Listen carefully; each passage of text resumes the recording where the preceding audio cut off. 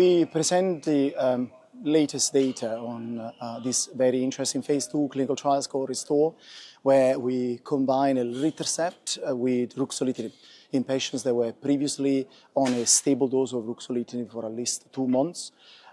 Those are a group of patients with anemia. We know the anemia is an unmet need in myelofibrosis. Around 40% of patients have anemia diagnosis, and nearly 80% following the first year of diagnosis. Treatment currently with JAK inhibitors frontline can make anemia worse in some of those patients.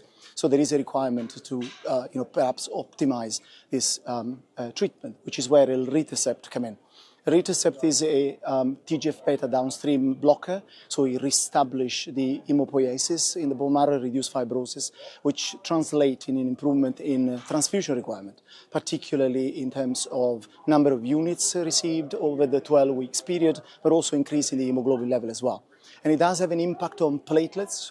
Patients treated with elritercept and ruxolitinib showed an improvement in platelet count over the 12 weeks exposure, and also a further improvement in spleen size and in symptoms burden. So it looks very much like this combination could be a potential new treatment in cytopenic patients with myelofibrosis.